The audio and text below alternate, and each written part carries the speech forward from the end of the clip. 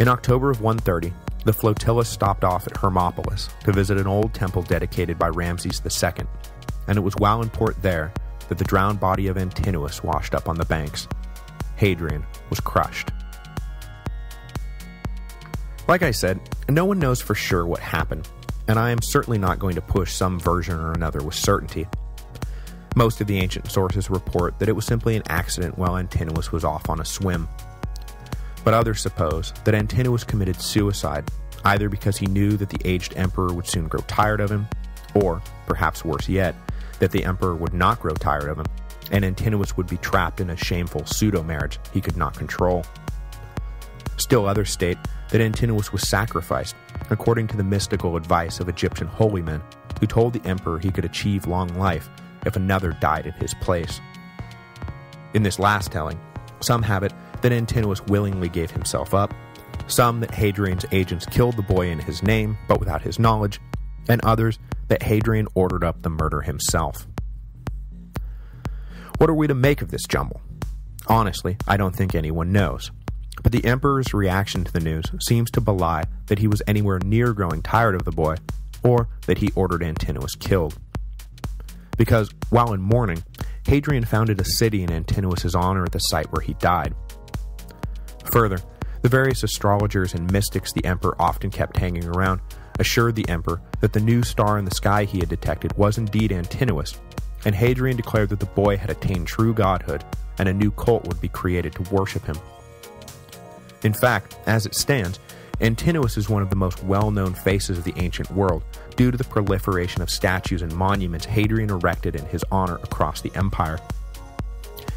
Eventually, Hadrian's sadness was overtaken by pressing business, but the cult of Antinous spread across the east as local municipalities of every size quickly recognized that an easy way to curry favor with the emperor was to direct a few dollars to the worship of his dead lover. For a while, the cult of the now idealized vision of youthful beauty that Antinous came to represent competed head-to-head with the emerging cult of Jesus Christ for adherents. Back in Rome, the news of Antinous' death was accompanied by the news that Hadrian had ordered the boy deified. The Senate was taken aback by what they considered to be a double insult.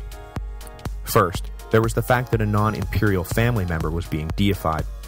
Mothers, sisters, fathers, sons, they were all welcome in the cult of the Caesars, but a 19-year-old boy with no legal or familial connection to the emperor, who was by all accounts simply Hadrian's lover?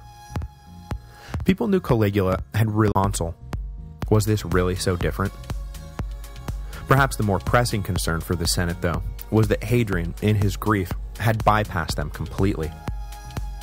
Emperors who wanted to stay on the good side of the aristocracy asked the Senate's permission to deify dead relatives. It was just good manners.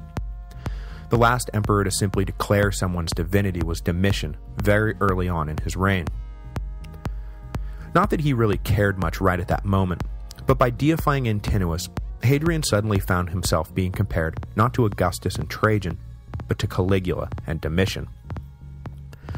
So like I said, Hadrian never would get the aristocracy on his side, and when it came time for Antoninus to deify Hadrian after the emperor's death in 137, well, that became something of a protracted struggle. Antoninus finally threatened to resign, forcing the Senate to deify his adoptive father or face the prospect of civil war. After laying the foundations of the new city of Antinopolis, Hadrian made his way back down the Nile to Alexandria, and from there seems to have headed for Greece. We don't know whether he returned to Italy at all in the meantime, but Hadrian was definitely in Athens in 132 when news came that a violent revolt had broken out in Judea. The reason why a rebellion broke out at that precise moment is still unknown, but in general, the Jews had been in a state of apoplexy since Hadrian had wandered through their homeland, all but outlawed their religion, and then rebuilt Jerusalem as some pagan colony. So the fact that an uprising began at all was one of those when, not ifs.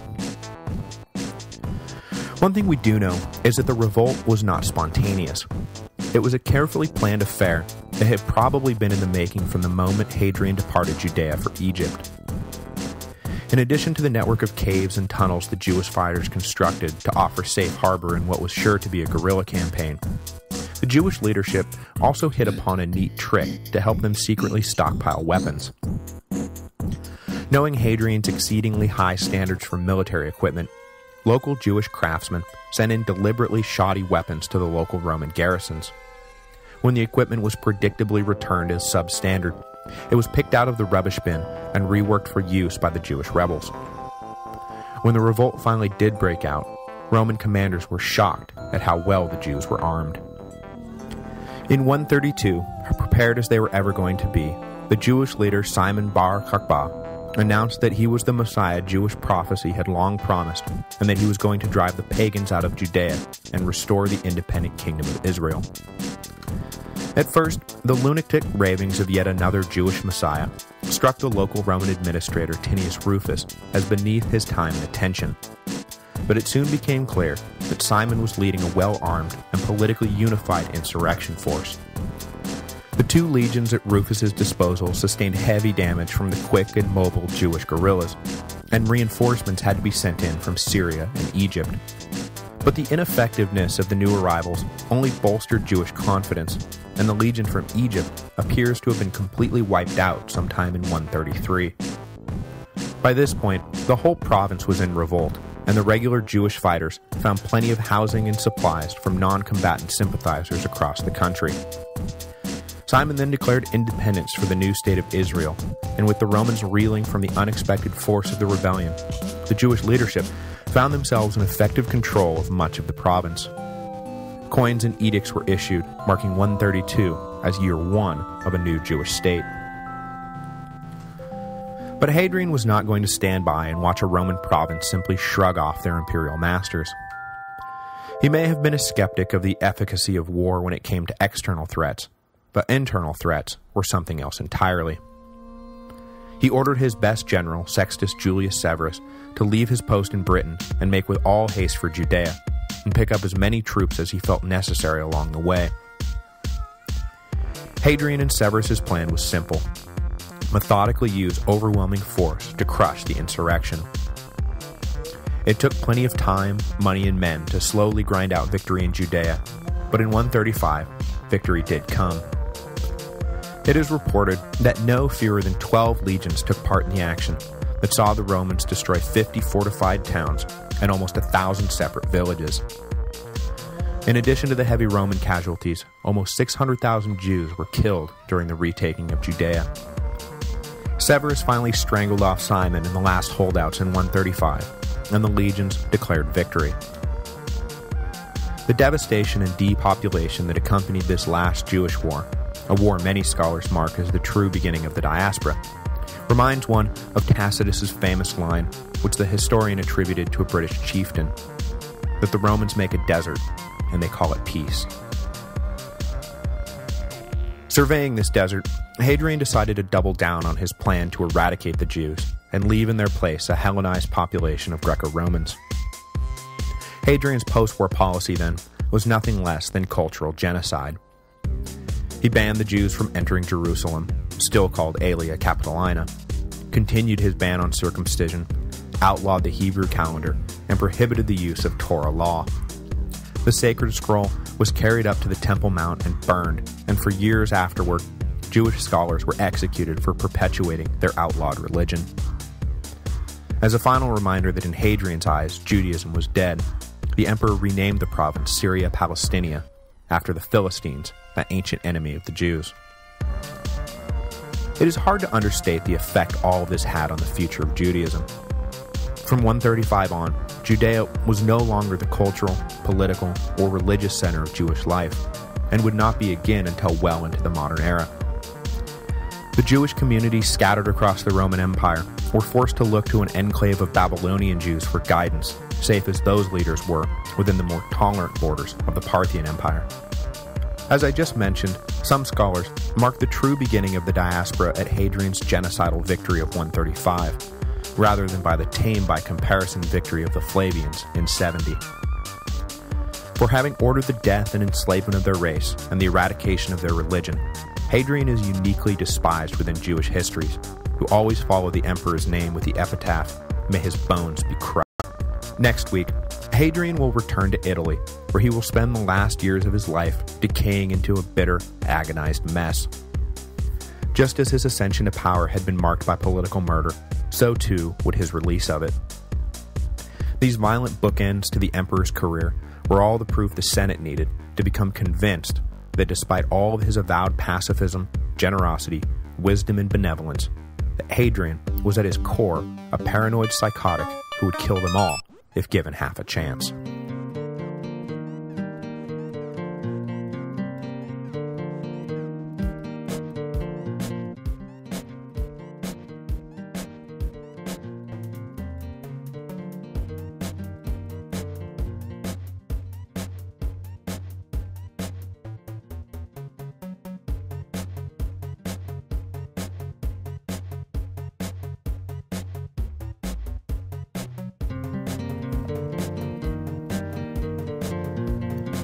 Hello, and welcome to the History of Rome, Episode 84, Longing for Death.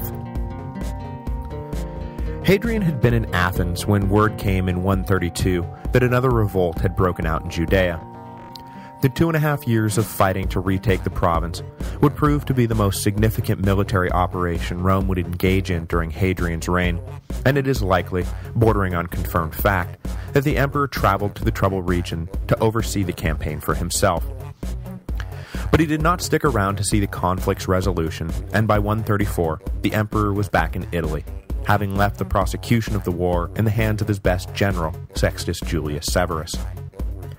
This final trip back from the east would mark Hadrian's last tour as the great traveling emperor, and when he settled into his villa at Tivoli, whether he knew it or not, he was settling in for good.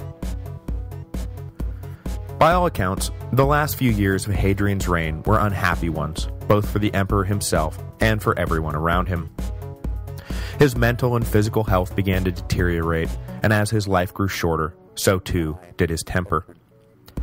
The image of himself Hadrian had worked so hard to create, that of a patient, generous, enlightened monarch, began to fall apart, and all the close friends and associates who had stood by his side through thick and thin began to be pushed away one by one.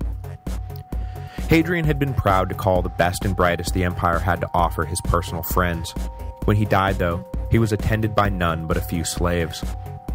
Every man who should have stood by the emperor as he slipped away was either dead or exiled, or had chosen to withdraw from a ruler who seemed to be lashing out at those he trusted and who trusted him the most. Those who knew him best saw Hadrian's final years as a departure from his natural disposition, while his enemies in the Senate saw it as confirmation that he had been a monster all along. For a while after he returned to Italy, things seemed to be okay. Hadrian, naturally feeling the effects of nearly 2 decades on the throne, began to think about what the world would be like when he was gone. Frequent, unstoppable nosebleeds had him thinking about his own mortality. Who would follow him on the throne, and how would history remember him? Much like Augustus, Hadrian displayed concern about the future of both the imperial dynasty and the empire as a whole. For an emperor obsessed with the stability and strength of Rome, it would have been nearly impossible for him to treat the question of succession with the same cavalier attitude Trajan had displayed.